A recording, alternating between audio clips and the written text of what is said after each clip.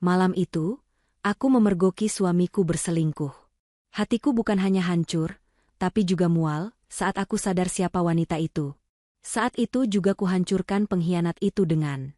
Sebelum ceritanya dimulai, silahkan tulis di kolom komentar dari daerah mana saja teman-teman yang menonton cerita ini.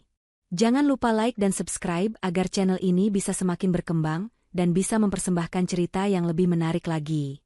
Felicia menutup laptopnya dengan helaan napas berat. Pukul 8 malam. Layar komputernya baru saja memproyeksikan email balasan dari klien yang meminta revisi yang ketiga kalinya untuk minggu ini. Kepalanya berdenyut. Ia memijat pelipisnya perlahan, jari-jarinya menyentuh tepi hijab pashmina berwarna krem yang ia kenakan. Rasanya ia sudah memakai hijab ini selamanya. Seharian ini rasanya seperti ujian kesabaran yang tidak ada habisnya. Rapat yang alot, makan siang yang terlewat, dan kini, revisi yang mustahil. Yang ia inginkan hanyalah pulang, mandi air panas, dan mungkin meringkuk di sofa sambil menonton sesuatu yang tidak membutuhkan pemikiran. Ia merapikan tasnya, memasukkan laptop, dan berjalan keluar dari lobi kantor yang sudah sepi. Hujan deras menyambutnya. Jakarta di malam hari, diguyur hujan, adalah kombinasi sempurna untuk kemacetan total. Tapi setidaknya, ia pikir, ia akan berada di dalam mobilnya yang nyaman. Perjalanan yang seharusnya 45 menit mungkin akan molor menjadi 2 jam, tapi ia tidak peduli. 1 jam kemudian, ia terjebak di lalu lintas yang nyaris tidak bergerak. Air hujan menghantam kaca depan mobilnya tanpa ampun. Wiper bekerja keras, tapi pandangan tetap terbatas. Ia menyalakan radio, mencari lagu apa saja untuk mengalihkan pikiran dari pekerjaan dan dari rasa sepi yang aneh.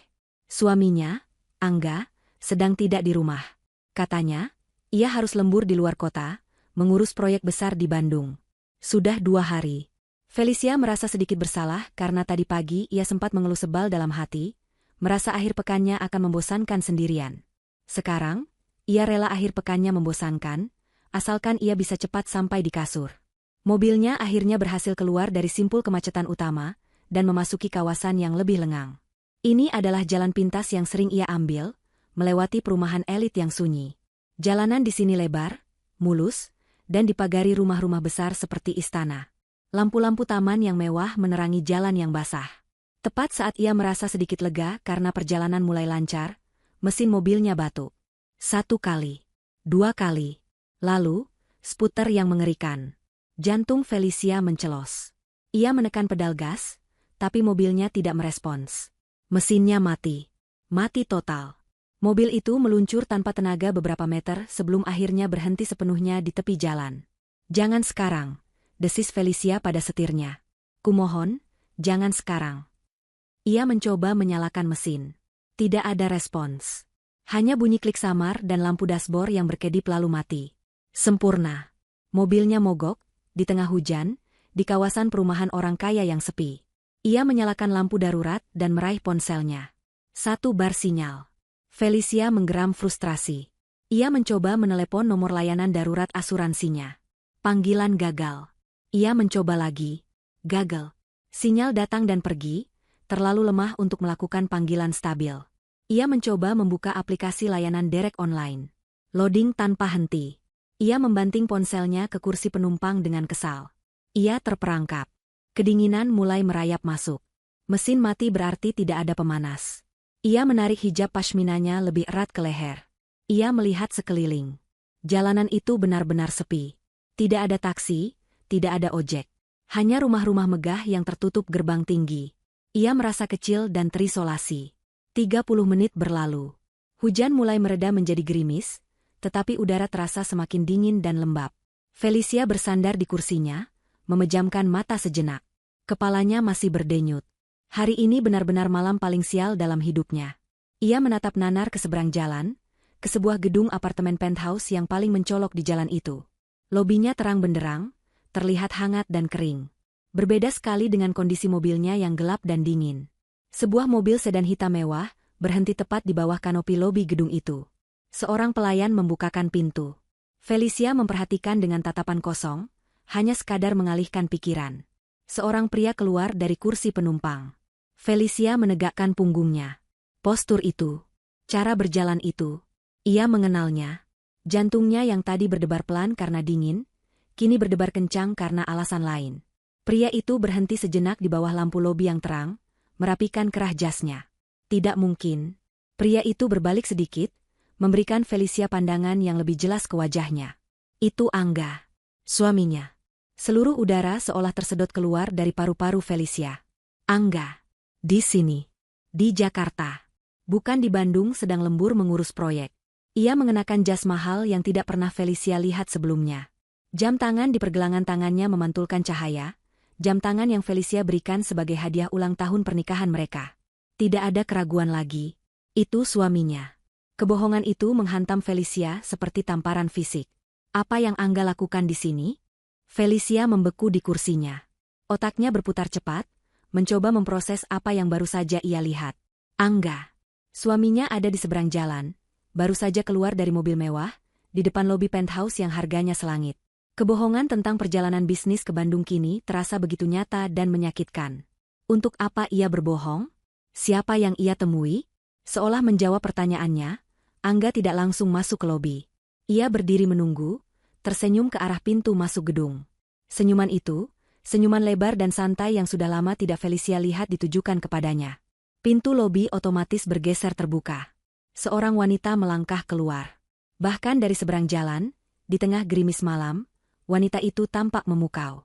Ia mengenakan gaun malam berwarna merah marun yang elegan, rambutnya ditata sempurna, dan perhiasan berlian berkilauan di leher dan telinganya. Ia bukan wanita muda, mungkin usianya sudah akhir 40-an atau awal 50-an, tapi ia sangat rawat dan memancarkan aura kekayaan. Felicia menahan napas. Angga melangkah maju dan menyambut wanita itu. Lalu, mereka berpelukan. Bukan pelukan biasa. Bukan pelukan teman atau rekan bisnis.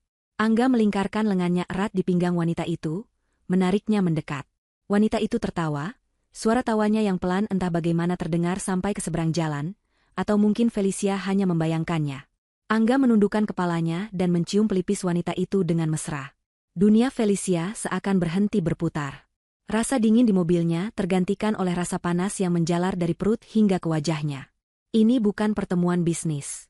Ini perselingkuhan. Suaminya, yang mengatakan sedang bekerja keras di luar kota, ternyata sedang bermesraan dengan wanita lain di kawasan elit Jakarta. Felicia mengamati wanita itu lekat-lekat, mencoba mengenali wajahnya. Ada sesuatu yang familiar. Wajah itu, senyuman itu, di mana ia pernah melihatnya? Lalu ingatannya bekerja. Sebuah foto di ponsel adik iparnya, Lita. Beberapa minggu lalu, Lita datang ke rumah mereka dengan gembira, memamerkan foto-foto dari acara pertunangan tidak resminya dengan Dimas. Lita adalah adik kandung Angga, dan Felicia sangat menyayanginya seperti adiknya sendiri. Lita menunjuk seorang wanita di foto itu. Wanita yang sama yang kini berdiri dalam pelukan Angga. Ini loh, Mbak Felis, kata Lita waktu itu dengan ceria. Ini Tante Indi, ibunya Mas Dimas. Cantik, ya? Baik banget lagi orangnya. Nggak sabar deh nanti jadi keluarga. Ibu Indi, calon ibu mertua dari adik iparnya sendiri. Rasa mual menghantam Felicia dengan keras. Ini bukan sekadar perselingkuhan. Ini adalah pengkhianatan berlapis. Angga tidak hanya mengkhianatinya, tetapi juga mengkhianati adiknya sendiri, Lita. Ia berselingkuh dengan ibu dari calon suami Lita. Betapa rumit dan kotornya ini. Bagaimana bisa mereka melakukan ini? Persiapan pernikahan Lita dan Dimas sedang berjalan. Kedua keluarga sudah bertemu. Dan di belakang semua itu, Angga dan Ibu Indi bermain api. Rasa sakit hati yang menusuk tadi perlahan berubah. Sesuatu yang lain menggantikannya. Sesuatu yang lebih dingin, lebih tajam. Kemarahan. Kemarahan yang murni dan membara. Tangan Felicia yang tadi terkulai lemas, kini bergerak. Ia meraih ponselnya dari kursi penumpang. Tangannya sedikit gemetar, bukan karena takut atau sedih, tapi karena adrenalin. Ia tidak akan menangis. Tidak di sini, tidak sekarang. Ia membuka aplikasi kamera. Jarinya menekan tombol rekam video. Ia mengangkat ponsel itu, menyembunyikannya di balik kegelapan mobilnya, mengarahkannya lurus ke seberang jalan. Ia melakukan zoom digital, mengorbankan kualitas gambar demi mendapatkan bukti yang jelas. Di layarnya, pemandangan itu terlihat semakin nyata. Angga sedang tertawa, membisikkan sesuatu ke telinga Ibu Indi. Ibu Indi menyentuh pipi Angga. Lalu, Angga membukakan pintu mobil mewah yang tadi ia tumpangi untuk Ibu Indi, seperti seorang satria. Ibu Indi masuk, dan Angga bergegas memutari mobil, masuk ke kursi pengemudi. Felicia terus merekam. Ia merekam saat mobil mewah itu menyalakan lampu dan perlahan bergerak menjauh dari lobi, melaju melewati mobil Felicia yang mogok. Mereka bahkan tidak melihatnya. Mereka terlalu sibuk di dunia mereka sendiri. Mobil itu menghilang di tikungan. Felicia akhirnya menurunkan ponselnya. Ia berhenti merekam.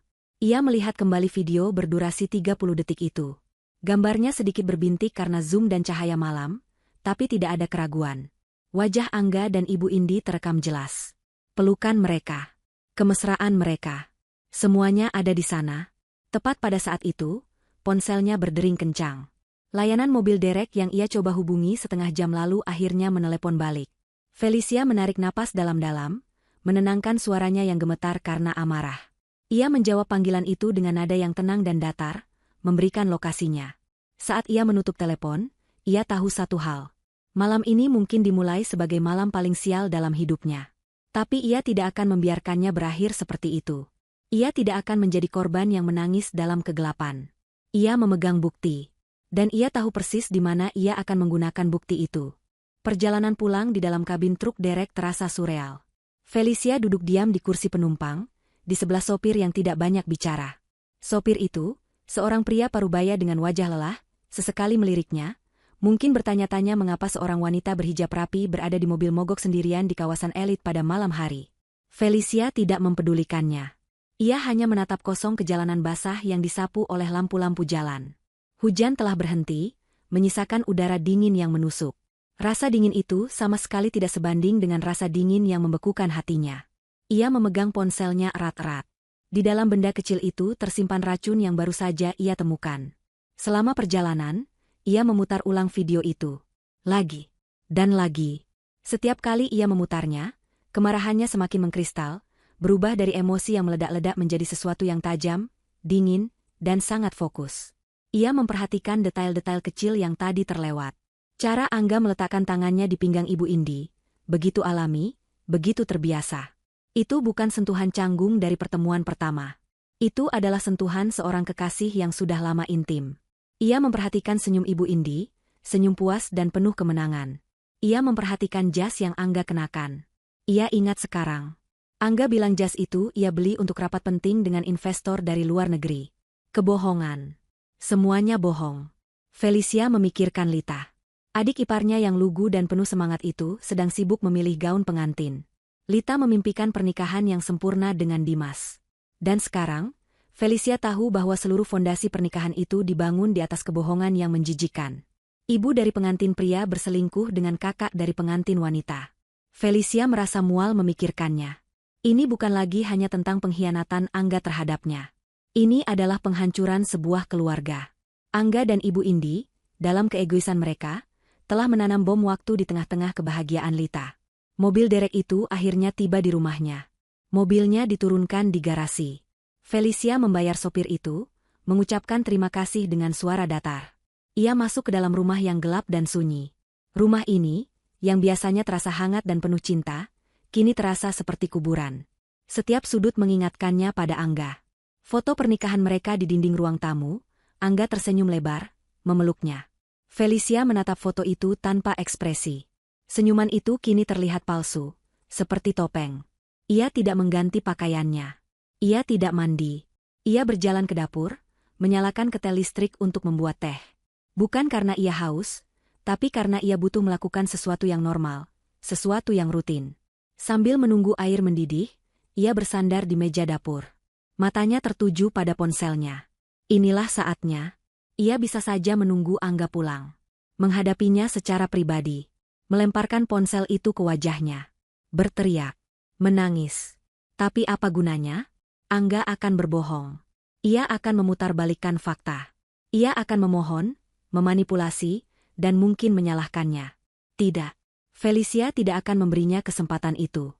Pengkhianatan ini terlalu besar untuk ditangani secara pribadi. Ini adalah masalah keluarga, dan keluarga harus tahu siapa Angga sebenarnya. Siapa Ibu Indi sebenarnya. Air mendidih. Ia menuang air panas ke dalam cangkir, memasukkan kantong teh, dan membawanya ke ruang tamu. Ia duduk di sofa, tempat ia dan Angga sering menonton televisi bersama. Ia meletakkan cangkir teh di meja. Ia membuka ponselnya. Membuka galeri. Memilih video berdurasi 30 detik itu. Jemarinya bergerak ke aplikasi WhatsApp. Ia membuka grup keluarga besar. Grup itu berisi dirinya, Angga, Lita, serta kedua orang tua Angga dan Lita. Ini adalah pusat komunikasi keluarga. Tempat mereka berbagi kabar baik, foto-foto liburan, dan ucapan selamat ulang tahun. Malam ini, grup itu akan menjadi medan perang. Jarinya menekan ikon, attach. Memilih video dari galeri. Video itu muncul di kotak pesan, siap untuk dikirim. Jantungnya berdebar kencang, satu-satunya tanda bahwa ia masih merasakan sesuatu selain amarah yang dingin. Ini adalah tombol penghancur. Sekali ia menekannya, tidak akan ada jalan kembali. Pernikahannya, keluarganya, kehidupan yang ia kenal, semuanya akan berubah. Ia teringat lagi wajah Lita yang bahagia saat menceritakan Ibu Indi. Baik banget, Mbak. Kayak ibu sendiri. Felicia mengertakkan gigi. Kebaikan macam apa yang menusuk dari belakang? Ia mulai mengetik. Jari-jarinya mantap, tidak goyah. Lihatlah siapa yang kutemui. Ia berhenti sejenak. Kata-katanya harus tepat. Tajam, ironis, dan mematikan. Sepertinya mereka sedang mempersiapkan kejutan, sebuah pernikahan mewah berdua. Ia membaca ulang pesan itu. Sempurna. Tanpa ragu lagi, ia menekan ikon kirim. Gelembung pesan itu meluncur ke atas. Tanda jam kecil, lalu centang 1 abu-abu. Beberapa detik kemudian, centang 2 abu-abu. Terkirim. Felicia meletakkan ponselnya di meja, layarnya menghadap ke atas. Ia menatap layar hitam itu. Rumah itu begitu sunyi, ia bisa mendengar detak jam di dinding. 1 menit berlalu. Lalu, centang 2 itu berubah menjadi biru. Seseorang telah membacanya. Detik berikutnya, ponselnya seakan meledak. Best say. Best say. Best say. Layar ponselnya menyala dengan rentetan notifikasi. Getarannya tidak berhenti, menggeser ponsel itu sedikit demi sedikit di atas meja kaca. Grup keluarga besar kini dibanjiri pesan. Felicia tidak menyentuhnya. Ia hanya duduk diam, menatap ponsel yang bergetar itu. Badai telah tiba. Dan ia yang melepaskannya. Felicia membiarkan ponselnya bergetar di atas meja selama hampir 1 menit penuh. Getaran itu seperti detak jantung yang panik, memecah kesunyian rumahnya. Akhirnya, dengan napas panjang, ia mengambil ponsel itu. Layar kuncinya penuh dengan notifikasi dari keluarga besar. Ia membukanya. Hal pertama yang ia lihat adalah reaksi ibu mertuanya. Ibu mertua? Ibu mertua? Ibu mertua? Felicia? Ini video apa? Ibu mertua? Kenapa ada Angga? Siapa wanita itu? Ibu mertua? Ini lelucon? Kemudian ayah mertuanya. Ayah mertua? Saya tidak mengerti. Angga bukannya di Bandung? Ayah mertua?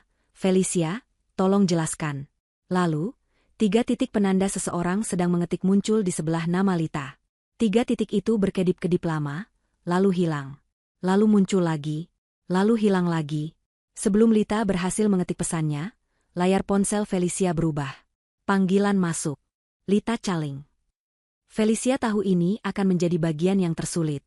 Ia menggeser ikon hijau, menerima panggilan itu, dan menempelkan ponsel ke telinganya, menyalakan loudspeaker. Mbak? Mbak Felis? Suara Lita terdengar di ujung sana, gemetar dan penuh kebingungan. Jelas sekali ia baru saja bangun tidur. Iya, Lita. Ada apa? Jawab Felicia, suaranya tenang. Terlalu tenang. Itu, video di grup. Itu nggak benar. Kan? Itu editan, kan? Mbak, tolong bilang itu editan. Suara Lita mulai meninggi, diwarnai histeria. Felicia memejamkan matanya sejenak. Lita, tenang dulu. Kamu lihat videonya dengan jelas. Itu kayak Mas Angga. Tapi wanita itu, Mbak, itu Tante Indi, ibunya Mas Dimas. Nggak mungkin, Mbak, nggak mungkin. Mbak salah lihat. Pasti salah orang. Lita mulai terisak. Tangisnya pecah, suara kepanikan murni yang menyayat hati. Aku tidak salah lihat, Lita, kata Felicia dengan suara tegas namun pelan. Aku ada di sana. Aku yang merekam video itu. Tepat 1 jam yang lalu. Di depan apartemen mewah di Kebayoran. Nggak mungkin. Lita berteriak. Mas Angga di Bandung. Dia bilang dia di Bandung. Dia lembur. Dia tidak di Bandung. Lita, potong Felicia, nadanya tidak menyisakan ruang untuk bantahan. Dia ada di Jakarta. Bersama Ibu Indi. Keheningan sesaat di seberang sana, hanya terisi oleh isak tangis Lita yang tertahan. Felicia bisa membayangkan gadis malang itu sedang memproses kenyataan yang menghantamnya. Pernikahannya, cintanya, keluarganya, semuanya baru saja diledakkan. Tapi kenapa? Mbak, kenapa? Suara Lita lirih, hancur. Itu pertanyaan yang bagus, kata Felicia. Tanyakan pada kakakmu sendiri. Terdengar suara bantingan pintu dari seberang telepon, lalu suara samar ibu mertuanya yang memanggil nama Lita. Lita sepertinya menjatuhkan ponselnya. Felicia memutuskan panggilan. Ia sudah menyampaikan pesannya kepada Lita. Ia kembali menatap layar WhatsApp. Grup itu masih ramai. Ayah mertua, Angga. Jawab telepon ayah. Ibu mertua, Angga di mana kamu? Dan kemudian, yang ditunggu-tunggu pun muncul. Angga is typing. Jantung Felicia berdebar sedikit lebih cepat. Ia menunggu. Pesan pertama Angga muncul. Dalam huruf kapital semua. Penuh kepanikan. Angga, Sia, hapus itu sekarang. Kamu gila? Felicia tersenyum tipis. Senyuman pertama malam itu. Senyuman yang dingin. Pesan Angga muncul lagi. Angga, itu tidak seperti yang kelihatan. Itu rekan bisnis. Ibu Indi itu klien penting. Rekan bisnis. Alasan paling klise yang bisa ia pikirkan. Felicia hampir tertawa. Angga, jangan membuat masalah, Fel. Kita bicarakan di rumah. Hapus video itu sekarang. Demi Tuhan, hapus. Angga, ibu, ayah, Lita, ini semua salah paham. Felicia sedang lelah jadi dia salah sangka. Grup itu hening seketika. Ayah dan ibunya, bahkan Lita, sepertinya sedang menunggu apa jawaban Felicia. Mereka semua melihat Angga panik dan menuduh Felicia, gila, dan salah sangka.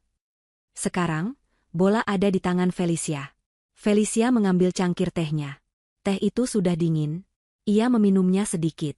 Tangannya tidak gemetar sama sekali. Ia mengetik balasan. Perlahan. Setiap kata ia pilih dengan hati-hati. Felicia, rekan bisnis? Ia menekan kirim. Gelembung biru itu muncul. Ia mengetik lagi. Felicia, rekan bisnis yang mana? Mas? Ia mengirimnya. Keheningan di grup itu terasa begitu tebal.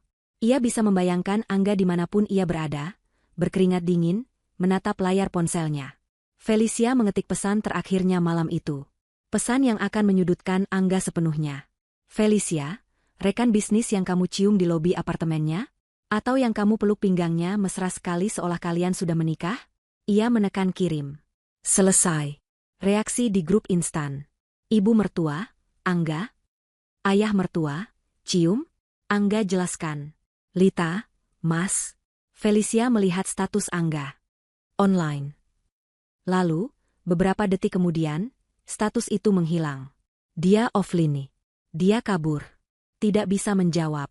Felicia telah melempar granat, dan kini ia menarik pelatuknya. Ia menang telak di babak pertama. Ponselnya berdering lagi. Kali ini, bukan Lita. Ibu mertua Caling. Felicia menatap nama itu. Ini akan jadi percakapan panjang. Ia menarik napas. Malam ini belum selesai, batinnya. Ia menggeser tombol hijau. Interogasi yang sesungguhnya baru saja akan dimulai. Ponsel di tangan Felicia masih menyala, menampilkan nama, ibu mertua. Felicia menarik napas dalam-dalam. Ia tahu ini bukan panggilan untuk berbasa-basi. Ini adalah panggilan perang. Ia menggeser tombol hijau dan menempelkan ponsel ke telinganya. Felicia. Suara ibu mertuanya melengking di seberang sana, nyaris histeris. Berbeda dengan Lita yang hancur, suara ibunya dipenuhi amarah. Apa yang kamu lakukan? Kamu mau mempermalukan keluarga ini.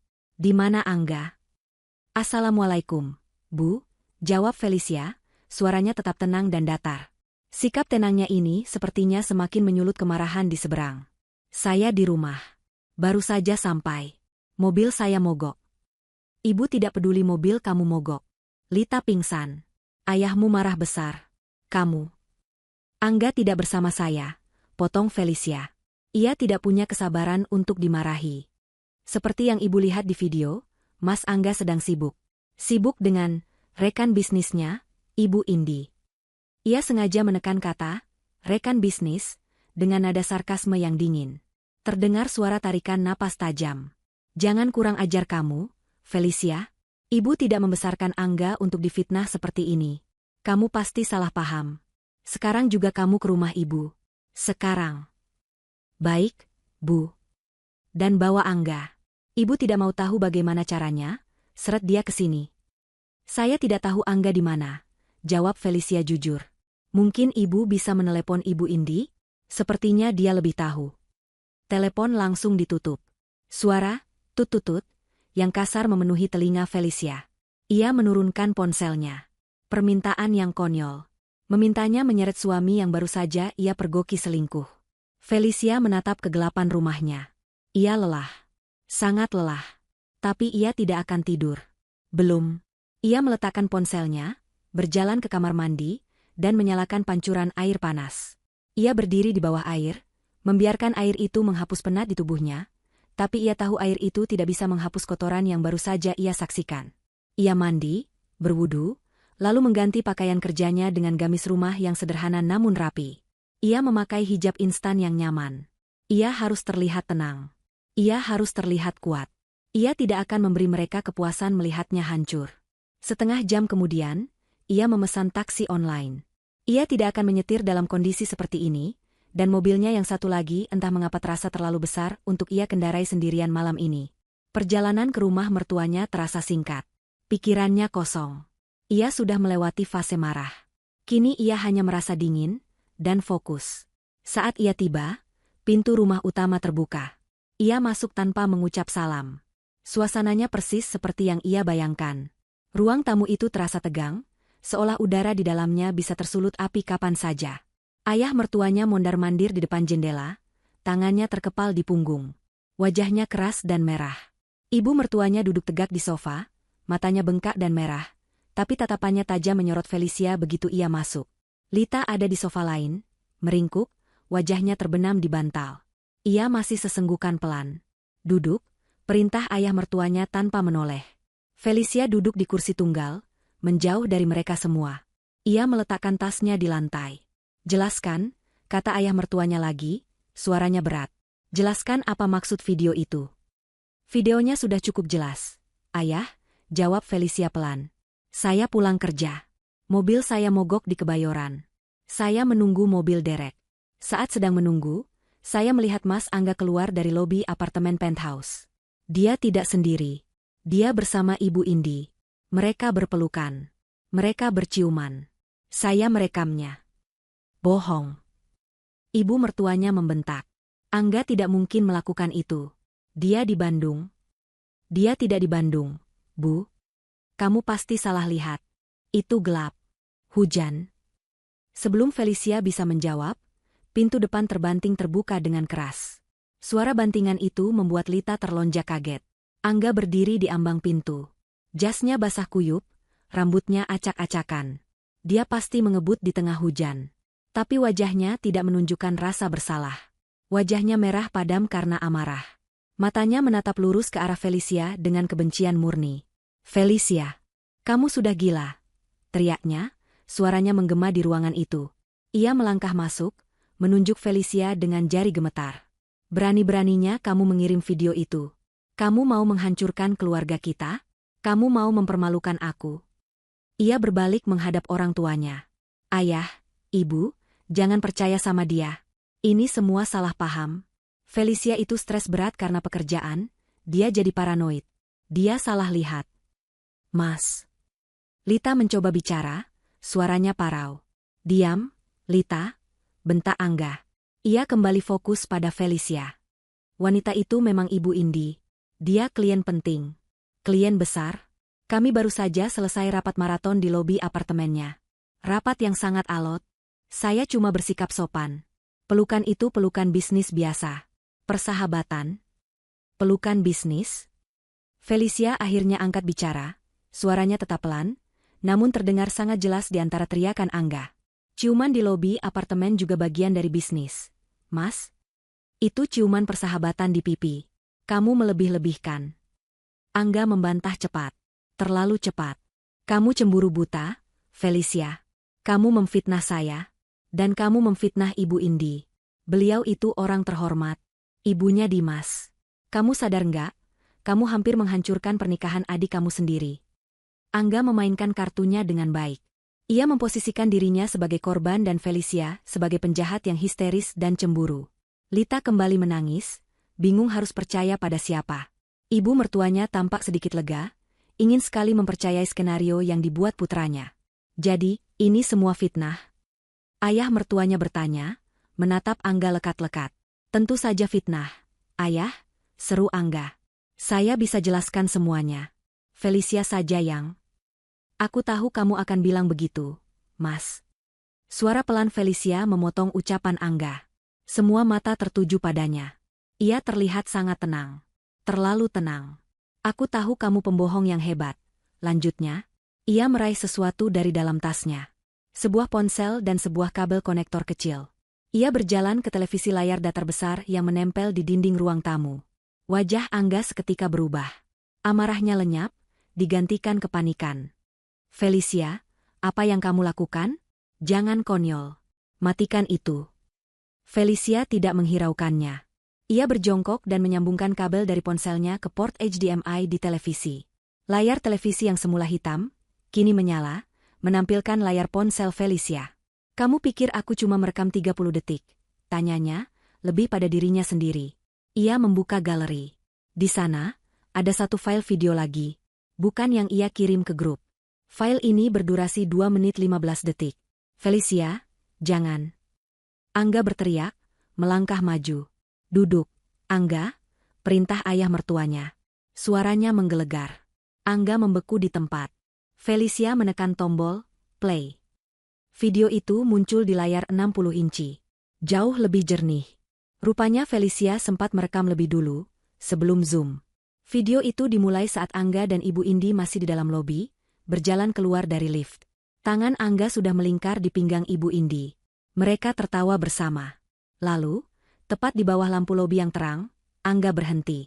Ia menangkup wajah Ibu Indi. Suara di video itu terdengar samar, tapi cukup jelas. Tidak perlu khawatir, sayang. Semua beres. Terdengar suara Angga. Lalu, Angga menciumnya. Bukan di pipi. Bukan ciuman persahabatan. Ciuman penuh di bibir. Singkat, tapi tidak terbantahkan. Lita menjerit pelan, lalu suaranya tercekat. Ibu mertuanya menutup mulutnya dengan kedua tangan, matanya terbelalak ngeri. Ayah mertuanya hanya diam, tapi rahangnya mengeras hingga buku-buku jarinya memutih. Video itu berlanjut. Menunjukkan pelukan mesra. Menunjukkan Angga membukakan pintu untuk Ibu Indi. Menunjukkan mereka pergi. Felicia menghentikan video itu. Ia mencabut kabelnya. Layar TV kembali hitam.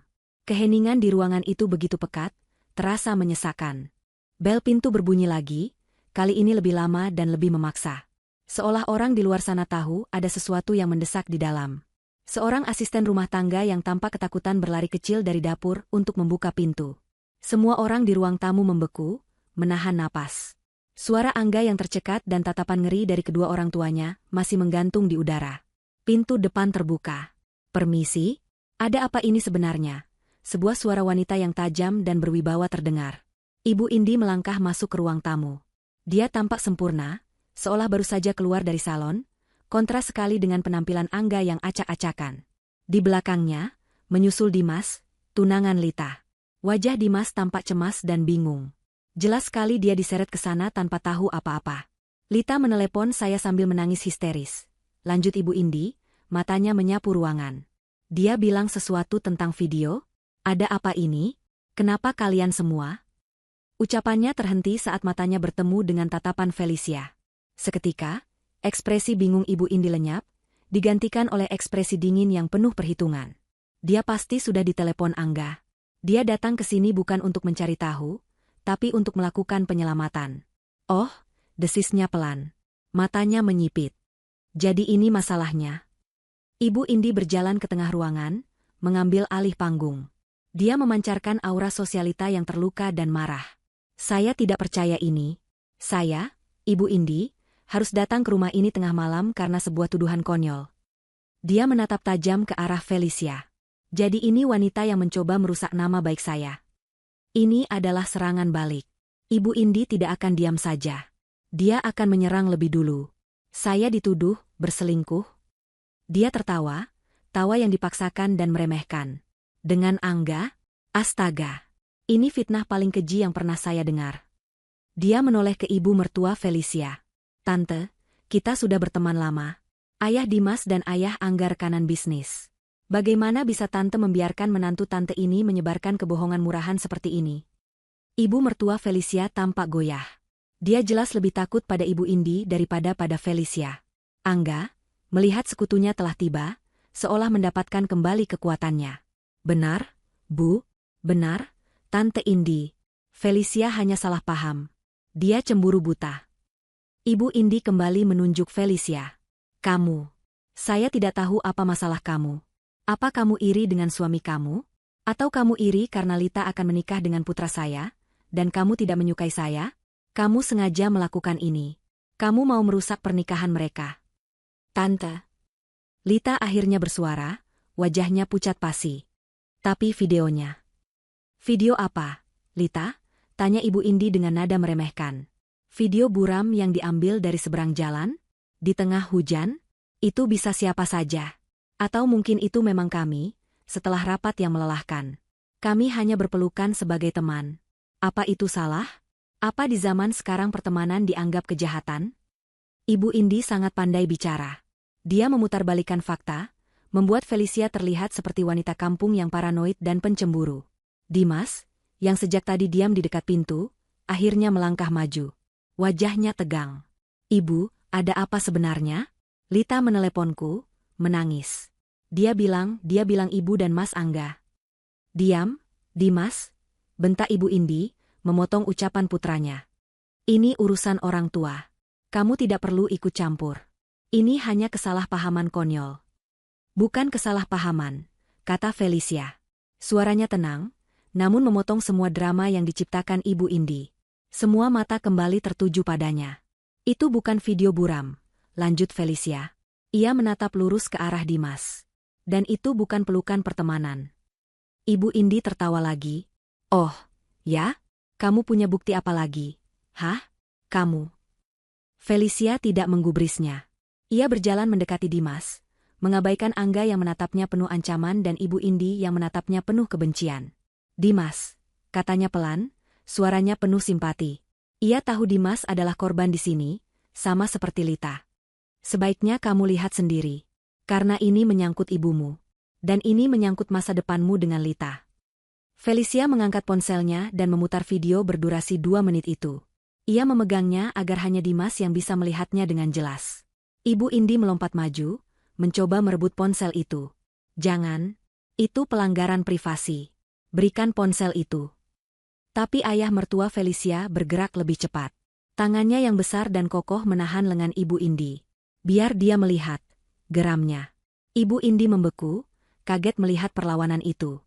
Sudah terlambat. Dimas melihat semuanya di layar ponsel itu. Matanya terpaku pada layar kecil. Dia melihat tawa ibunya. Dia melihat tangan Angga di pinggang ibunya. Dia melihat ciuman itu. Ciuman di bibir. Jelas. Tidak terbantahkan. Wajah Dimas tidak berubah merah. Wajahnya berubah pucat pasi. Dia tidak berteriak. Dia tidak menangis. Sesuatu di dalam dirinya pecah. Setelah video selesai, Felicia menurunkan ponselnya. Dimas mengangkat kepalanya perlahan. Dia tidak menatap Felicia. Dia tidak menatap Lita atau Angga. Dia menatap lurus ke mata ibunya, Ibu Indi. Tatapannya kosong, dipenuhi rasa sakit dan jijik yang mendalam. Dimas sayang. Ibu Indi mencoba meraih lengan putranya. Suaranya kini gemetar. Arogansinya lenyap. Itu tidak seperti kelihatannya. Ibu bisa jelaskan. Itu. Dimas mundur selangkah, menghindari sentuhan ibunya seolah tangan itu adalah api. Tidak seperti kelihatannya, ulang Dimas, suaranya sangat pelan, nyaris berbisik. Dia tertawa. Tawa yang kering dan menyakitkan. Tawa yang membuat bulu kuduk semua orang merinding. Jadi ini alasannya, bisik Dimas, lebih pada dirinya sendiri. Alasan apa? Sayang? Ibu tidak mengerti. Cicit Ibu Indi, ketakutan. Tiba-tiba Dimas mengangkat kepalanya, suaranya kini meninggi, penuh dengan amarah yang telah terpendam bertahun-tahun. Jadi ini alasan ayah meninggalkan kita? Seluruh ruangan terhenyak. Ini adalah bom kedua malam itu. Ibu Indi terhuyung mundur. Dimas, jangan bicara sembarangan. Ini tidak ada hubungannya dengan ayahmu. Ada hubungannya, teriak Dimas. Wajahnya kini memerah, air mata kemarahan menggenang di pelupuk matanya. Selama ini ibu bilang ayah jahat. Ibu bilang ayah bangkrut dan pergi meninggalkan kita demi wanita lain. Ibu membuatku membencinya. Dimas menunjuk ibunya, jarinya gemetar. Bukan ayah yang jahat, tapi ibu yang selingkuh. Dimas. Saya ingat sekarang, lanjut Dimas, tidak mempedulikan ibunya. Saya ingat paman-paman, rekan bisnis, yang datang larut malam setelah ayah pergi. Pria-pria kaya yang ibu bilang, investor. Dan sekarang dia. Dimas menoleh dan menunjuk Angga dengan kebencian yang murni. Wajah ibu Indi pucat pasi seperti mayat. Rencananya untuk menyerang Felicia hancur lebur. Dia tidak pernah menyangka, rahasia tergelap masa lalunya akan dibongkar oleh putranya sendiri, di depan semua orang. Felicia berdiri diam, menatap Dimas. Dia baru saja menemukan sekutu di tempat yang paling tidak terduga. Teriakan Dimas menggantung di udara, berat dan penuh duka. Ibu yang selingkuh. Seluruh ruangan seakan tersedot ke dalam lubang hitam yang tercipta dari pengakuan itu. Ibu Indi terhuyung mundur, wajahnya yang tadi angkuh kini pucat pasi, topengnya hancur berkeping-keping. Dia tidak ditelanjangi oleh Felicia, tapi oleh putranya sendiri. Ini adalah kekalahan yang jauh lebih memalukan. Dia menatap Dimas dengan mata terbelalak, seolah melihat hantu. Dimas, kamu tidak tahu apa yang kamu bicarakan. Bisiknya, suaranya gemetar. Aku tahu, balas Dimas, amarahnya kini bercampur dengan air mata yang mulai mengalir di pipinya. Aku tahu sekarang. Selama ini aku membenci ayah. Selama ini aku menyalahkan dia atas semua yang terjadi. Tapi ternyata, ibu. Dia tidak sanggup melanjutkan. Rasa jijik dan sakit yang teramat sangat terpancar jelas di wajahnya. Lita, yang sedari tadi meringkuk, kini menatap tunangannya dengan ngeri sekaligus iba. Dia melihat Dimas hancur, dan kehancuran itu disebabkan oleh ibunya sendiri, wanita yang akan menjadi mertuanya. Angga berdiri kaku di sudut ruangan. Dia menatap pemandangan di depannya dengan ngeri. Ini jauh lebih buruk dari yang ia bayangkan. Dia tidak hanya berselingkuh dengan seorang janda kaya. Dia berselingkuh dengan wanita yang telah menghancurkan keluarganya sendiri, seorang manipulator ulung yang kini rahasianya terbongkar. Dia melirik ayahnya, yang menatapnya dengan ekspresi yang tidak bisa ia baca, campuran antara amarah, kekecewaan, dan sesuatu yang lain, sesuatu yang mirip ketakutan. Felicia berdiri diam. Dia adalah pusat badai, namun dia adalah satu-satunya yang tenang. Dia mengamati Ibu Indi. Dia mengamati suaminya. Dia mengamati mertuanya. Dia melihat keretakan di fondasi keluarga ini. Dan dia sadar, ini bukan sekadar perselingkuhan. Ini adalah sesuatu yang jauh lebih busuk. Ibu Indi, terpojok dan dilucuti oleh pengakuan putranya, tampak hancur selama beberapa detik. Matanya liar menatap sekeliling. Dia melihat Dimas yang menatapnya dengan benci. Dia melihat Lita yang menangis ngeri. Dia melihat ayah dan ibu mertua Felicia yang menatapnya dengan jijik. Dan dia melihat Angga, kekasihnya, yang kini berdiri diam seperti pengecut, tidak membelanya. Dia sendirian. Dan dalam keterasingan itu, kepanikannya berubah. Seperti ular yang terdesak, kepanikannya mengeras menjadi racun yang dingin. Dia tidak akan tenggelam sendirian. Perlahan, Ibu Indi menegakkan punggungnya. Wajahnya yang pucat kini mengeras. Air matanya mengering. Dia menyeka sudut matanya dengan jari, bukan untuk menghapus air mata, tapi seolah menghapus sisa-sisa kelemahannya. Tawa sinis yang kering lolos dari bibirnya. Drama yang sangat bagus, desisnya. Matanya tidak lagi tertuju pada Dimas. Matanya menatap lurus ke ayah mertua Felicia, lalu beralih ke Angga. Kalian semua menatapku seolah aku ini penjahatnya, katanya, suaranya kini tajam dan penuh ancaman.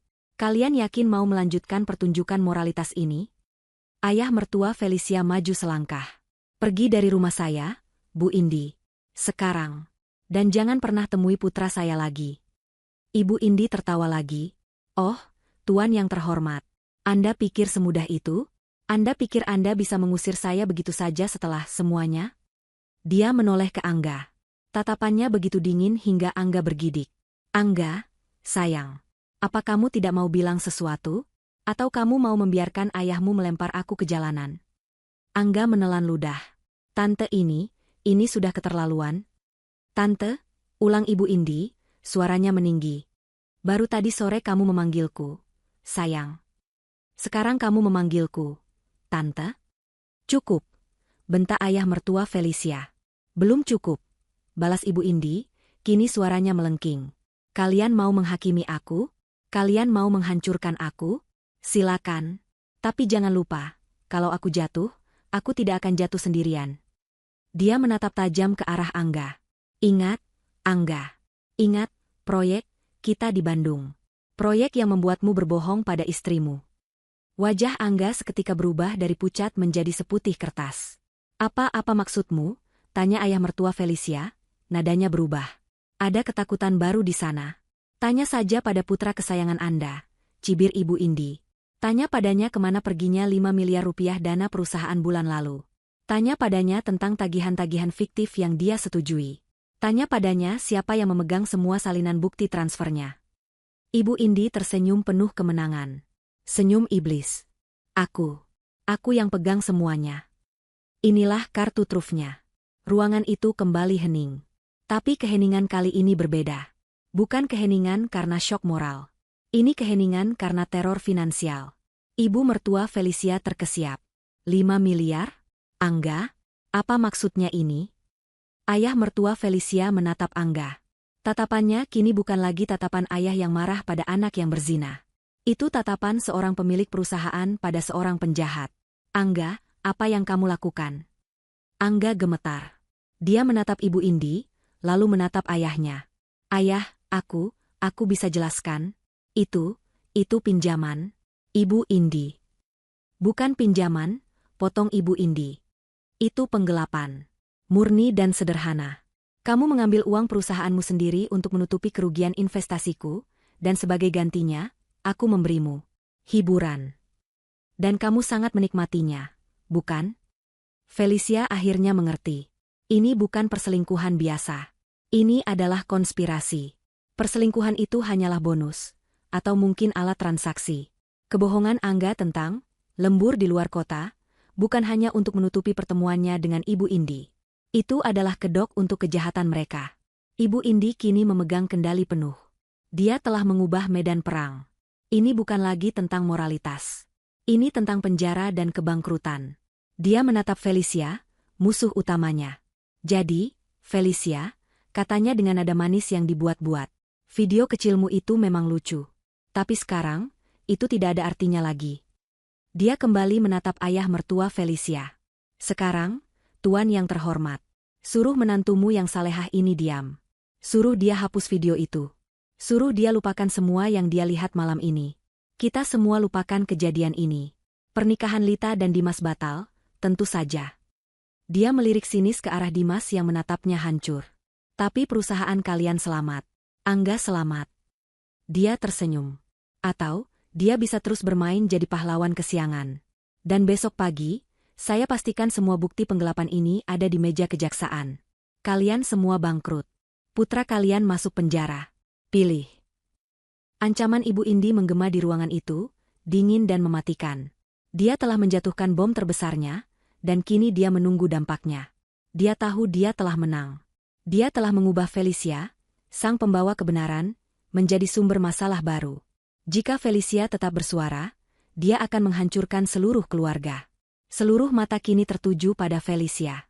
Ibu mertuanya, yang tadi menatapnya dengan kesal, kini menatapnya dengan tatapan memohon. Wajahnya pucat pasi. Ketakutan akan kehilangan status, uang, dan reputasi jauh lebih besar daripada kemarahannya atas perselingkuhan putranya. Felicia, bisiknya, suaranya bergetar. Hapus videonya, nak. Ibu mohon, demi keluarga kita. Demi Lita, demi ayah. Lita, yang sudah kehabisan air mata, hanya bisa menatap Felicia dengan mata kosong. Dia sudah kehilangan tunangannya, dan sekarang dia dihadapkan pada kenyataan bahwa kakak laki-lakinya adalah seorang kriminal dan keluarganya diambang kehancuran. Ayah mertuanya tidak berkata apa-apa. Dia hanya berdiri kaku, menatap putranya, Angga, dengan kekecewaan yang begitu dalam. Dia tampak menua 10 tahun dalam 10 menit. Dia telah membangun perusahaan itu dari nol. Dan kini, putranya sendiri telah menghancurkannya. Angga melihat kesempatan ini. Dia melihat ibunya yang memohon, ayahnya yang hancur. Dia tahu kartu truf satu-satunya adalah belas kasihan Felicia. Perlahan, dia berjalan mendekati Felicia. Dia tidak berani menyentuhnya. Dia berdiri beberapa langkah di depannya, menatapnya dengan putus asa. Wajahnya yang tadi marah kini basah oleh air mata penyesalan, atau mungkin air mata ketakutan. Fel? Panggilnya, suaranya parau. Aku salah. Aku minta maaf. Aku tahu aku brengsek. Aku sudah mengkhianatimu. Aku. Dia menelan ludah, suaranya tercekat. Tapi aku mohon, Fel. Jangan lakukan ini. Jangan hancurkan semuanya. Kalau bukan demi aku, lakukan demi ayah dan ibu. Demi Lita. Perusahaan itu hidup mereka. Kalau kamu laporkan ini, kita semua hancur. Bukan cuma aku. Kita semua. Dia mencoba memainkan kartu keluarga. Dia mencoba menggunakan Felicia sebagai tameng, sama seperti dia menggunakan kebohongan untuk menutupi kejahatannya. Dia memohon pada Felicia untuk menyelamatkan keluarga yang baru saja dia hancurkan. Felicia mendengarkan permohonan itu.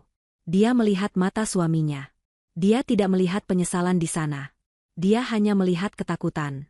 Ketakutan seorang pengecut yang tertangkap. Dia menatap Ibu Indi, yang tersenyum sinis dari seberang ruangan. Ibu Indi yakin dia sudah mengunci Felicia. Felicia memproses semuanya. Suaminya bukan hanya berzina, dia seorang pencuri. Dia bersekongkol dengan kekasihnya untuk merampok perusahaan keluarganya sendiri. Dia mempertaruhkan masa depan adiknya, kesehatan orang tuanya, dan nama baik keluarganya, semua demi uang dan wanita. Dan sekarang, mereka semua, Angga, ibunya, bahkan ayahnya yang diam, memintanya untuk diam. Mereka memintanya untuk menjadi kaki tangan dalam kejahatan ini. Mereka memintanya untuk menelan pengkhianatan ini dan hidup dalam kebohongan selamanya, hanya untuk menyelamatkan harta benda dan reputasi palsu mereka. Video di ponselnya. Felicia sadar. Video itu bukan lagi hanya bukti perselingkuhan. Video itu adalah kunci.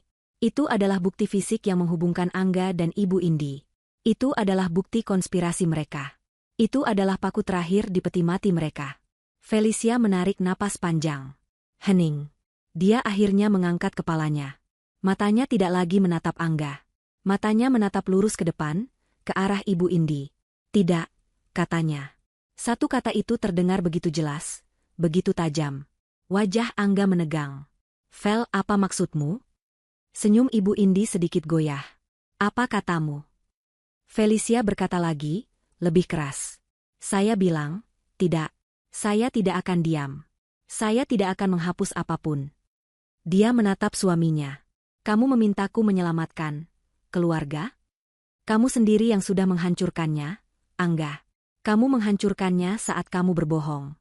Kamu menghancurkannya saat kamu mencuri dari ayahmu sendiri. Dan kamu menghancurkannya saat kamu tidur dengan wanita itu. Dia menatap Ibu Indi. Dan Anda pikir Anda bisa memeras kami? Anda pikir Anda bisa mengancam kami dengan kejahatan yang Anda lakukan bersama? Felicia tersenyum tipis. Saya akan hancurkan pengkhianat. Dan pengkhianat di ruangan ini, matanya beralih dari Angga ke Ibu Indi, bukan cuma satu. Felicia, jangan gila. Kamu akan menyesal, teriak Angga, panik. Kamu yang akan menyesal, balas Felicia. Dia mengeluarkan ponselnya. Tangannya mantap. Apa yang kamu lakukan? Hentikan dia, jerit Ibu Indi, sadar bahwa dia telah salah perhitungan. Tapi Felicia sudah bergerak. Dia mengabaikan teriakan mereka. Pertama, dia membuka kontak pengacaranya. Dia tidak menelepon. Dia mengirim pesan singkat, Pak, saya butuh bantuan darurat. Saya punya bukti kuat perselingkuhan suami saya dan penggelapan uang yang dia lakukan dengan selingkuhannya. Tolong siapkan gugatan cerai dengan tuntutan penuh, dan siapkan laporan polisi. Saya kirim buktinya sekarang. Dia menekan kirim.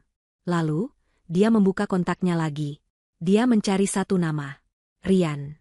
Teman lamanya dari universitas, yang kini bekerja sebagai jurnalis investigasi di sebuah media nasional besar. Dia menekan tombol panggil. Felicia. Jangan. Angga melompat ke arahnya, mencoba merebut ponsel itu. Jangan sentuh dia. Suara Dimas tiba-tiba menggelegar. Dimas, yang sejak tadi hancur, kini berdiri di antara Angga dan Felicia. Dia mendorong Angga hingga terjatuh. Cukup. Biarkan dia. Angga tersungkur di lantai, kaget melihat perlawanan dari Dimas. Panggilan itu tersambung. Halo? Suara Rian terdengar di seberang. Felis? Tumben malam-malam? Felicia menatap Ibu Indi yang kini wajahnya pucat pasi, dan Angga yang terduduk kalah di lantai. Halo, Rian, kata Felicia, suaranya tenang dan jelas. Kamu pernah bilang kamu sedang mencari cerita besar, kan? Dia berhenti sejenak, membiarkan seluruh ruangan mendengar kalimat berikutnya. Aku punya satu untukmu. Sangat besar. Melibatkan penggelapan dana miliaran rupiah, perselingkuhan tingkat tinggi, dan 2 keluarga terpandang di Jakarta. Apakah kamu tertarik? Suara Felicia yang tenang di telepon adalah pemicunya. Aku punya satu untukmu. Sangat besar. Keheningan di ruangan itu pecah. Di seberang telepon, suara Rian yang tadinya mengantuk kini terdengar tajam dan fokus. Felis? Kamu serius? Di mana kamu? Apa kamu aman? Aku aman, jawab Felicia. Matanya tidak lepas dari Ibu Indi, yang kini gemetar karena amarah. Aku akan kirimkan makanan pembukanya sekarang. Video berdurasi 2 menit. Ini akan jadi viral. Tapi yang lebih penting adalah data yang akan kukirimkan selanjutnya. Aku butuh kamu untuk menggali. Kirim. Kirim sekarang, kata Rian. Aku akan siapkan tim. Felis, ini gila. Siapa saja yang terlibat? Angga, kata Felicia, suaranya mantap. Suamiku. Dan seorang sosialita bernama Ibu Indi. Ibu dari Dimas, tunangan adik iparku. Penggelapan dana miliaran dari perusahaan keluarga suamiku. Proyek fiktif. Aliran dana ke rekening cangkang. Perselingkuhan mereka hanya puncaknya.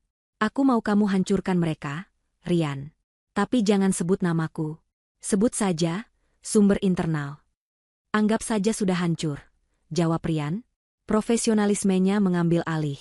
Berita ini akan jadi headline besok pagi sebelum pasar saham dibuka. Jaga dirimu, Felis. Matikan lokasimu. Felicia menutup telepon. Ia segera mengirimkan video itu ke Rian, diikuti dengan pesan singkat berisi nama perusahaan Angga, nama Ibu Indi, dan dugaan proyek fiktif di Bandung. Kamu jalang gila. Ibu Indi akhirnya meledak. Dia tidak bisa lagi menahan amarahnya. Wajahnya yang cantik berubah menjadi seringai penuh kebencian. Dia menerjang maju, tangannya terentang dengan kuku-kuku terawat, mengarah langsung ke wajah Felicia. Kamu akan kubunuh. Tapi dia tidak pernah sampai. Dimas, putranya sendiri, bergerak lebih cepat. Dia menangkap pergelangan tangan ibunya di udara. Cengkeramannya begitu kuat hingga Ibu Indi meringis kesakitan. Cukup, Bu, teriak Dimas, suaranya pecah. Cukup. Apa ini belum cukup? Ibu sudah menghancurkan hidupku. Ibu menghancurkan nama baik ayah. Dan sekarang ibu mau menyerang orang yang akhirnya berani membongkar kebusukan ibu. Dia mendorong ibunya mundur dengan kasar. Ibu Indi tersandung dan jatuh terduduk di sofa, menatap putranya dengan ngeri seolah baru pertama kali melihatnya. Angga, yang sejak tadi terdiam di lantai, akhirnya merangkak bangkit. Wajahnya basah oleh air mata dan keringat. Dia tidak lagi marah. Dia hancur. Dia tahu ini adalah akhir. Dia menatap Felicia, bukan lagi dengan ancaman, tapi dengan permohonan yang menyedihkan. Fel, kumohon jangan pikirkan ayah, pikirkan ibu. Justru karena aku memikirkan mereka, aku melakukan ini. Angga, potong Felicia, suaranya dingin. Kamu pikir mereka lebih suka hidup dalam kebohongan? Hidup dari uang haram yang kamu curi? Kamu pikir ayahmu akan bangga padamu? Dia menoleh ke ayah dan ibu mertuanya. Mereka berdua tampak hancur. Ibu mertuanya menangis tanpa suara, bahunya berguncang. Ayah mertuanya menatap dinding kosong, ekspresinya kalah. Ayah, ibu, kata Felicia pelan. Maafkan saya. Saya tahu ini menyakitkan. Tapi racun harus dikeluarkan sampai bersih. Saya tidak bisa membiarkan nama baik keluarga ini ditutup-tutupi dengan kejahatan. Lebih baik kita hancur sementara untuk membersihkannya, daripada hidup selamanya di atas kebohongan. Ayah mertuanya akhirnya menoleh, menatap Felicia. Ada rasa sakit yang mendalam di matanya, tapi juga secercah rasa hormat yang baru. Dia mengangguk pelan. Hanya satu anggukan. Itu sudah cukup. Saya pergi, kata Felicia. Dia mengambil tasnya. Vel, kamu mau kemana? Tanya Angga panik. Jangan tinggalkan aku, Vel. Felicia menatapnya untuk terakhir kali. Aku sudah meninggalkanmu, Angga. Sejak saat kamu memutuskan untuk berbohong dan berkhianat. Dia berjalan menuju pintu. Mbak Felis. Suara Lita yang parau menghentikannya. Felicia berbalik. Lita menatapnya, matanya bengkak dan merah. Dia sudah kehilangan segalanya malam ini. Kakaknya, calon mertuanya, tunangannya, dan mungkin juga keluarganya. Tapi saat dia menatap Felicia, ada sesuatu selain kesedihan di matanya. Makasih, Mbak, bisiknya. Felicia mengangguk singkat. Dia mengerti. Dia membuka pintu. Dimas sudah berdiri di sana, menunggunya. Dia menatap ibunya untuk terakhir kali, tatapannya dingin. Aku akan antar Mbak Felicia ke tempat yang aman, katanya datar. Dimas, jangan pergi. Kamu anak durhaka. Kembali, jeritan Ibu Indi memenuhi ruangan. Dimas tidak menoleh. Dia melangkah keluar dan menutup pintu, membungkam jeritan itu di belakangnya. Dia dan Felicia berjalan menuruni tangga dalam diam, meninggalkan rumah yang penuh kehancuran itu. Pagi menjelang. Felicia terbangun di kamar hotel yang ia pesan menggunakan kartu debitnya sendiri. Dia tidak tidur. Dia hanya memejamkan mata. Pukul 7 pagi, ponselnya bergetar. Sebuah tautan berita dari Rian. Judulnya terpampang besar-besar di portal berita nasional terbesar, skandal perselingkuhan dan penggelapan dana miliaran guncang dua keluarga elit Jakarta. Rian bekerja dengan cepat. Artikel itu brutal, tajam, dan didukung fakta. Artikel itu tidak menyebut nama Felicia, hanya mengutip sumber internal yang muak dengan kebohongan. Artikel itu merinci bagaimana Angga, sebagai direktur di perusahaan keluarganya, diduga mengalihkan dana miliaran rupiah ke perusahaan cangkang yang dimiliki oleh Ibu Indi. Artikel itu bahkan memuat foto buram, hasil screenshot dari video, yang menunjukkan Angga dan Ibu Indi berpelukan mesra. Tapi Rian tidak berhenti di situ. Dia menggali lebih dalam. Dia mengungkit masa lalu Ibu Indi, mempertanyakan kebangkrutan mendadak almarhum suaminya bertahun-tahun lalu, dan mewawancarai beberapa sumber yang mengisyaratkan bahwa Ibu Indi mungkin telah melakukan hal serupa sebelumnya. Dampaknya instan. Pukul 9 pagi, pasar saham dibuka. Saham perusahaan Hartono, perusahaan keluarga Angga, langsung anjlok. Terjun bebas. Para investor panik. Telepon di kantor mereka berdering tanpa henti. Rapat dewan darurat diadakan. Ayah Angga pingsan dan dilarikan ke rumah sakit. Dunia sosialita Ibu Indi meledak. Foto-fotonya yang glamor di media sosial dibanjiri hujatan. Teman-teman sosialitanya tiba-tiba tidak bisa dihubungi. Butik-butik mewah yang biasa mengundangnya kini mencabut semua kerjasama. Reputasinya, yang ia bangun dengan susah payah, hancur lebur dalam hitungan jam. Pukul 11 siang, bom kedua meledak.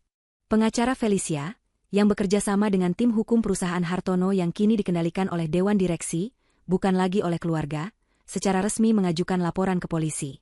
Laporan itu didukung oleh bukti video lengkap dan data perbankan awal yang berhasil mereka kumpulkan. Media massa berpesta. Berita itu ada di mana-mana. Felicia mematikan televisi di kamar hotelnya.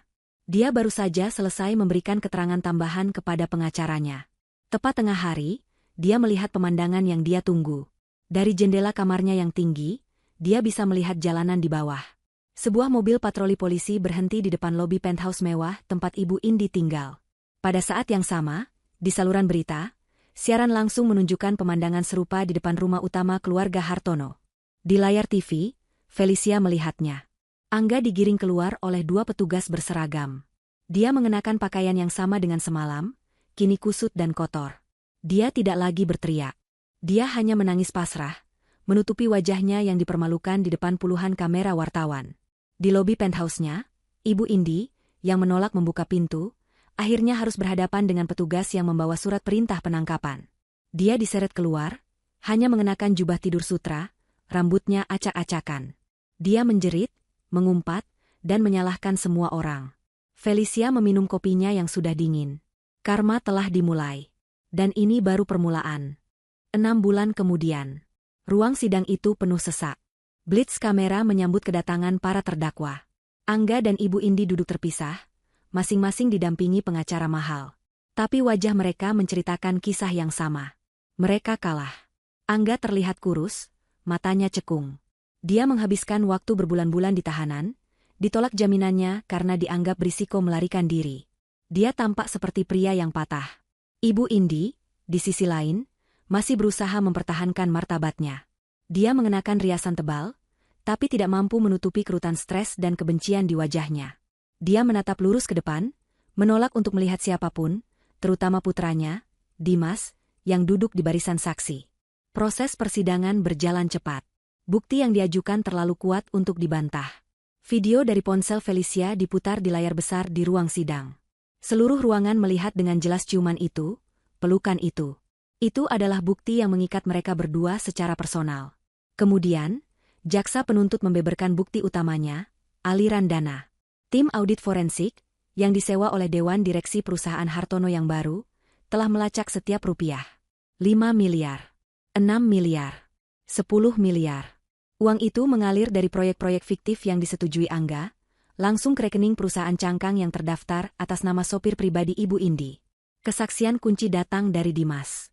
Saat Dimas melangkah ke mimbar saksi, Ibu Indi akhirnya menoleh. Matanya memohon, mengancam, memerintahkan putranya untuk diam. Tapi Dimas tidak menatapnya. Dia menatap hakim. Dengan suara yang tenang dan mantap, dia menceritakan semuanya. Dia menceritakan bagaimana ibunya selalu dikelilingi oleh paman-paman, investor, setelah ayahnya pergi. Dia menceritakan bagaimana ibunya membanggakan kecerdikannya dalam mengelola uang. Dan yang paling memberatkan, dia menyerahkan bukti baru, sebuah buku catatan lama milik ayahnya, yang ia temukan saat mengosongkan penthouse ibunya. Buku catatan itu merinci bagaimana Ibu Indi telah menguras rekening perusahaan ayahnya sendiri, bertahun-tahun yang lalu. Pola yang sama. Kebohongan yang sama. Itu adalah paku terakhir di peti mati Ibu Indi. Dia bukan hanya penipu, dia adalah penipu kambuhan. Pengacara Angga mencoba strategi putus asa. Mereka menyalahkan semuanya pada Ibu Indi. Mereka melukiskan Angga sebagai korban yang naif, pria bodoh yang dibutakan oleh cinta dan dimanipulasi oleh wanita yang lebih tua dan lebih licik. Angga bahkan menangis di persidangan, memohon pengampunan, dan mengatakan dia tersesat. Felicia, yang duduk di barisan pengunjung, hanya mengamati tanpa ekspresi. Hakim akhirnya mengetuk palu. Angga dinyatakan bersalah atas penggelapan, pencucian uang, dan pemalsuan dokumen. Karena dianggap sebagai kaki tangan, dia dijatuhi hukuman 12 tahun penjara. Dia pingsan saat mendengar putusan itu. Ibu Indi dinyatakan bersalah atas semua tuduhan yang sama, ditambah sebagai otak dari kejahatan dan penipuan berulang. Dia dijatuhi hukuman 20 tahun penjara. Seluruh aset haramnya, termasuk penthouse mewah itu, disita oleh negara untuk membayar ganti rugi. Saat petugas membawanya keluar, Ibu Indi akhirnya meledak. Dia menjerit. Dia mengumpat. Dia menyalahkan Felicia, menyalahkan Dimas, menyalahkan Angga. Kalian semua akan membayarku. Kalian akan membusuk. Teriakannya menggema di koridor saat pintu ruang sidang ditutup. Karma telah tuntas. Di luar ruang sidang, Felicia menarik napas dalam-dalam. Udara terasa lebih bersih. Lita dan Dimas menghampirinya. Hubungan mereka tidak bisa diselamatkan. Luka itu terlalu dalam. Tapi mereka telah menemukan kedamaian. Aku akan berangkat ke London lusa, Mbak, kata Lita, tersenyum kecil. Dia mendapatkan beasiswa untuk melanjutkan studi masternya. Jauh dari Jakarta, jauh dari bayang-bayang keluarganya. Mulai dari awal. Aku ikut bangga, Lita, kata Felicia, tulus. Dimas mengulurkan tangannya pada Felicia. Mbak, terima kasih. Mbak sudah membebaskan aku. Dan ayahku. Dia kini bekerja di sebuah firma hukum kecil, membangun namanya sendiri dari nol, dengan jujur. Kamu yang membebaskan dirimu sendiri, Dimas, jawab Felicia sambil menjabat tangannya. Mereka berpisah di sana. 3 orang yang hidupnya hancur malam itu, kini berjalan di jalan baru mereka masing-masing. Perusahaan keluarga Hartono nyaris bangkrut. Ayah mertua Felicia, setelah pulih dari sakitnya, harus merelakan sebagian besar asetnya untuk menutupi hutang dan kerugian. Dia kini pensiun, malu dan hancur. Proses perceraian Felicia dan Angga selesai dengan cepat. Felicia tidak menuntut banyak. Hanya bagiannya yang sah dari aset bersih mereka, yang tidak seberapa. Dia sudah memiliki sesuatu yang lebih berharga, kebebasannya. 1 tahun kemudian. Sebuah kantor di gedung yang lebih kecil, namun sibuk. Papan nama di lobi bertuliskan, Solusi Cipta Kriya, perusahaan konsultan desain dan manajemen proyek yang didirikan Felicia. Felicia, dengan hijab berwarna biru tua yang tampak profesional, sedang duduk di ruang rapat. Dia bukan lagi karyawan yang lelah dan diremehkan. Dia adalah pendiri dan CEO. Dia memimpin rapat dengan percaya diri, memberikan arahan yang jelas kepada timnya. Klien-klien menyukainya. Mereka menghargai integritas dan ketegasannya. Setelah rapat selesai, dia kembali ke ruangannya. Dia menuang segelas air. Ponselnya bergetar. Sebuah foto masuk dari Lita. Lita sedang tersenyum lebar di depan Menara Eiffel, dirangkul oleh seorang pria baru. Felicia tersenyum. Dia berjalan ke jendela, melihat kejalanan Jakarta yang sibuk di bawah. Di perempatan lampu merah, matanya menangkap sebuah pemandangan. Sebuah mobil sedan hitam mogok di tengah jalan. Dan di belakangnya, sebuah truk derek besar berwarna kuning sedang bersiap untuk mengaitkannya. Pemandangan itu, mobil mogok dan truk derek, tidak lagi membuatnya panik. Tidak lagi membuatnya merasa sial. Felicia menatap pemandangan itu lama. Malam paling sial dalam hidupnya. Malam di mana dunianya runtuh. Malam yang ternyata adalah pembebasannya. Dia tersenyum tipis. Senyuman yang tenang, puas, dan penuh kemenangan. Dia berbalik dari jendela, kembali ke mejanya yang penuh dengan rancangan proyek baru. Dia mengambil pulpennya dan mulai bekerja. Hidupnya baru saja dimulai.